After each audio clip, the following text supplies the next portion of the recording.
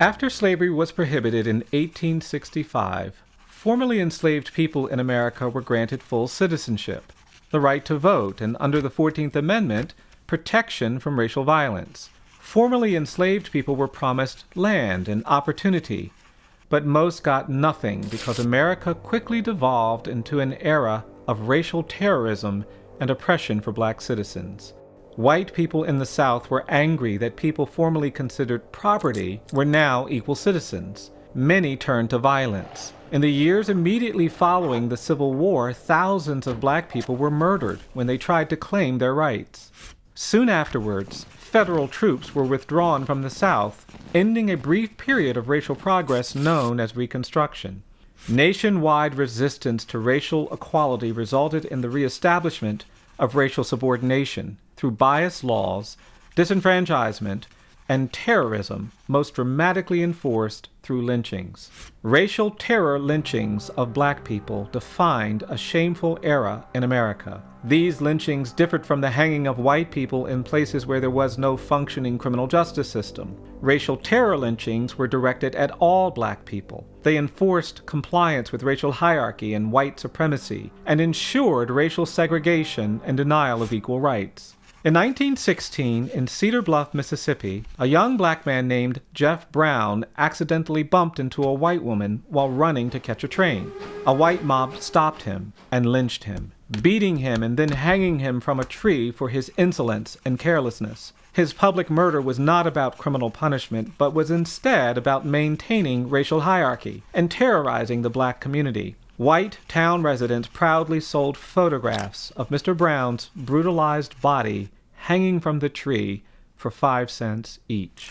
The Equal Justice Initiative has documented thousands of racial terror lynchings between 1877 and 1950. EJI has confirmed the lynchings of over 4,000 black people who were tortured, maimed, beaten, shot, hung, and burned alive by crowds of white people, often with the cooperation of law enforcement or government officials.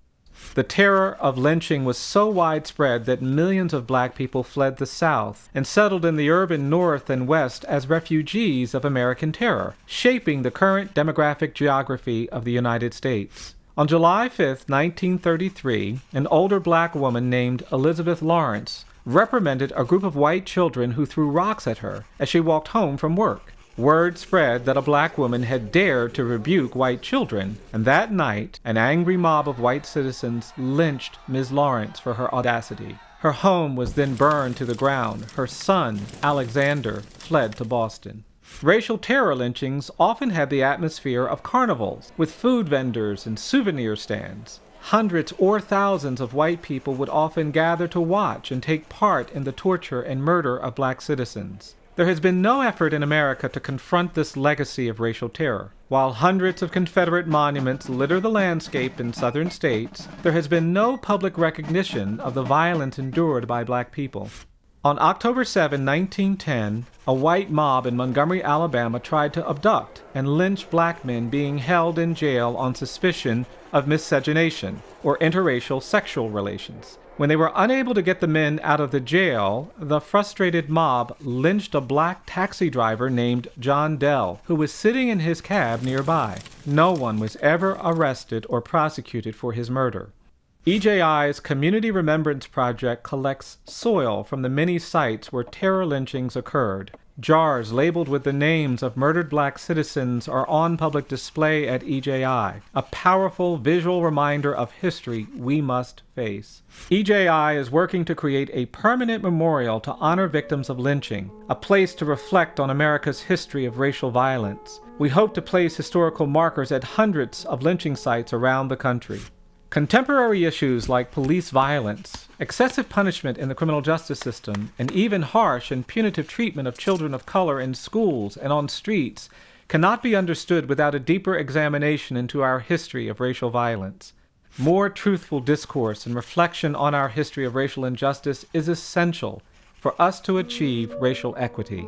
Confronting the legacy of lynching is critical to advancing this conversation. We hope you will join our effort to help towns, cities, and states confront and recover from these tragic histories of racial violence through truth and reconciliation, where there can truly be equal justice for all.